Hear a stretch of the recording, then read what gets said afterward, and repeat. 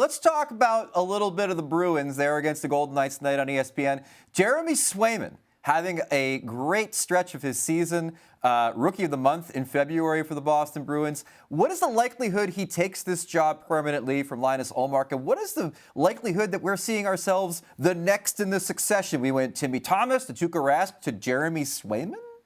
A lot of people are late on the train. A lot of people are just late getting on the Swayman train right now. And I say that respectfully because going back to when he was at University of Maine, he was outstanding there. College hockey goalie of the year, the Mike Richter Award winner, came to Providence. He lit up Providence in the American League. Came to the NHL. He lit that up as well. Oh, what a save he makes there. He's been lighting it up. Now, I will say this. Ryan Mujanel, I know a couple people in the Bees organization. Former teammates of mine. I mean, so many of them. Jamie Langenbrunner. They all said, Weeksy, watch out for this guy, and he's been better than advertised for me. The crazy thing was they wanted to give Tuukka the opportunity to get his health back and to resume his career, which they did. Fortunately, he was able to get all the way back, but he ended up retiring as a result of the hip. They've got their goalie. It's Swayman. I like Ullmark as well, but Swayman is the guy going forward, and I'm so happy to see everybody's now finally realizing what I saw a few years back. Weeksy, this is a topic that I have been hammering for weeks and months. Igor Shesterkin, New York Rangers. I'm saying, forget the Vezina Trophy. Yeah. This guy is deserving to be in the Hart Trophy discussion. When I brought this up last week, though, Weeksy, this guy right here said, but you know what? He doesn't have enough games played. He's not even in the 7s and 8s in terms of percentage, the number in front. 65% of his team's games. He's saying, not enough. Inconclusive. But what say you, Weeksy, the president of the goalie union? Well, I was fortunate to play with a great goalie there and a great friend of mine in Henrik Lundqvist, whose jersey just went up to the rafters, and for very good reason, and who will ultimately end up in the Hockey Hall of Fame in Toronto at the corner of Yonge and Front Street when it's all said and done. Igor Shesterkin is playing as well, if not better, if that's even possible, statistically, than Hank did when he came in. Shesterkin is so smooth. His ability to go from post to post, very fluid. The way he sets up on those posts with ease, whether he's in an RVH, as you see here, a VH, if it's a butterfly slide going side to side, he's as comfortable on his knees as he has in his feet, and he's an outstanding first shot goalie. But when the game gets messy, as it does here in this sequence, he's able to battle through the blue paint as well. Benoit Allaire has done an amazing job with Shesterkin, just as he did with the King. He's doing with Shesterkin right now. Maybe we'll call him the Fresh Prince of New York. I don't know, maybe. Weeksy, but how many games does a goalie have to play, in your opinion, to win an MVP? Like Hasek, Price, Theodore, those guys played over 80% of their team's games. Shesterkin's at 65%. Does he have to play more to win MVP? Can he win MVP only playing 65% of his team's games? I think he can win MVP. If he gets 50, 55 games in, I think he can win the league MVP. He's been that dominant for this team. I spoke with Ryan Reeves this morning, and I asked him, I said, Revo, tell me about the chirping that you and Steve Ott were doing. He told me about that, but we'll save that for another time because we got into that in the early show. But at this point in time, he said, Weeksy, with this guy in there, with Shesterkin in, we feel we're never out of a game. He's so unbelievable. He's incredible. And that's with Ryan Reeves having played with the great Marc-Andre Fleury in Vegas as well. So he knows a thing or two about elite goalies, and everything he told me about Shesterkin is everything that we've seen. And he's not only playing at a high level, he's stealing games. And his save percentage right now at 940 tracks to be the highest. I think Jacques Plante had a 940 save percentage.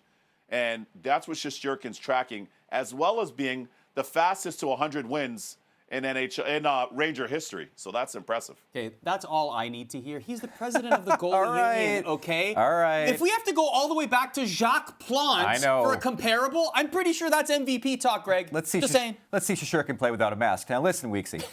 Marc-Andre Fleury, you just mentioned him. Now I've heard that Fleury, doesn't necessarily want to move at the trade deadline. I've heard that Chicago, in acquiring him, said we're not going to move you unless you want to be moved. He obviously moved his family to Chicago from Vegas in the offseason. Big move for him. Doesn't want to be away from him. But let's say some conditions change. Let's say he does want to move at the trade deadline, Weeksy. What team do you think would benefit the most from Marc-Andre Fleury on their roster after the trade deadline? Well, listen, gents, I don't know if you can hear me. I'm having some audio issues here, but here's what I will tell you. Marc-Andre Fleury, I remember breaking the story about him getting traded from Vegas to Chicago. And I know how upset he was at that time. A lot of that was ultimately made public. But for Marc-Andre Fleury, he's a future Hall of Famer. He's the third winningest goalie all time. And I got to tell you, this guy is still elite.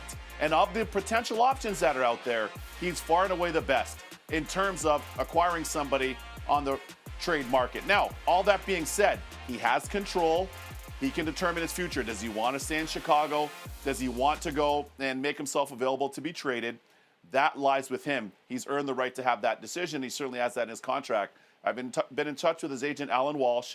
This is something that's going to go down the line. And who knows, this might run up until deadline, March 21st, until we know what Marc-Andre Fleury ultimately wants to do. But either way, if I'm a team, Toronto Maple Leafs, if I'm a team, Someone get this man some cough drops. Edmonton, get me some Halls here in D.C. If I'm either one of those squads, how can you not get Marc-Andre Fleury right now? I mean, that's the thing. So he's got the 10-team no-trade list. He has control. But if I'm either of those teams, I would be lighting up the Chicago Blackhawks, offering them whatever they want to bring him in. Because here's the thing.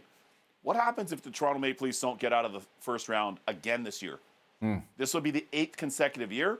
And if you're Edmonton and you're up in oil country, and oil was trading at $120 a barrel yesterday, if you're Edmonton and you don't get out of the first round, do you get a little knock on the door and Connor McDavid says, I don't know about this, fellas?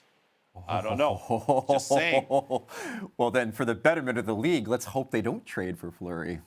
I see what you did there. That was greasy, but effective. But effective. Hopefully you can hear us just fine. Before I we got let you you now. go, Yeah, now you you're back. stopped. Great. You stopped pucks for a living. Okay, those are sometimes perilous situations. Those rubber cylinders coming at you hundreds of miles an hour. Vulcanized. Then you go into broadcasting, and then you almost have a near-death experience thanks to a Zamboni. You got to talk to us about this, man. Yeah. So what's crazy is before you roll the tape, we're up in. Okay, you rolled it. So we're up at the Saddle Dome in Calgary. I'm alongside Scott Oak. It's early in my broadcast career. Watch the Zamboni. We're at the Dome. Now watch this. Go ahead and watch this. You see the way this is coming in? It's coming in hot. Excuse me, we're in Edmonton. Watch it. It's coming in hot, hot. It's coming in. Do-do-do-do-do-do-do. Do-do-do-do-do-do-do-do. The shark is on the shore. So Scott thankfully pulled me away. But I just kept talking because I thought that's what you're supposed to do, as you see me doing here. I don't know. We get paid by the word. So Love it. I just figured I'd keep it rolling. But we had such fun with that. I got to tell you, my phone lit up. And the worst part about it is the next weekend, we were back there for a game for Hockey Night in Canada for the following weekend. And I went to the Zamboni driver. I'm like, yo, did you see us there? Like, bro, were you blindfolded? You didn't see us there? And here's the crazy thing. When that happened that we just showed you, you know when somebody steps on the gas and you hear the accelerator?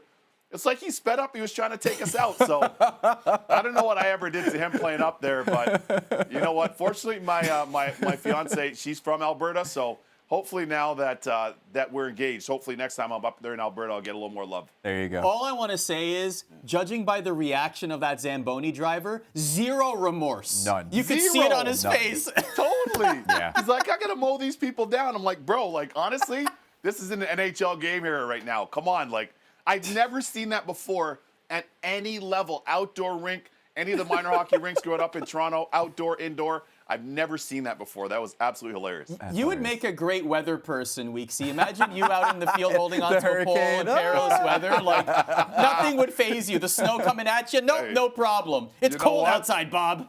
You know, truth be told, though, it's funny because you were saying about my previous career, my first career. I could tell you this. If you play goalie, to me, unless I was a fighter pilot or something of that nature, everything else is just seemingly calm. Because when you're playing net, it's so chaotic. It is so pressurized. You put so much pressure on yourself to be great for your teammates and the fans and your family and your organization. So anything else seems like it's just a little bit of a walk in the park. So I have a lot of fun with that now. But I literally, that guy almost ran us over, man. That was funny. That's amazing. Yeah, Weeksy's yeah. going to be during intermissions with Scott Van Pelt. It is Bruins and Golden Knights, 9 p.m. Eastern on ESPN. We're going to miss you here in Bristol, buddy, but it's good to see you here. Yeah, I'll see you. Great being with you last night, and look forward to seeing you guys in the studio in Bristol. And congrats, man. I'm loving this concept of the new show. So best of luck with it. It's going to be sweet, and it'll be great for you fans. So make sure you continue to tune in. Thank you for watching ESPN on YouTube. For live streaming sports and premium content, subscribe to ESPN+.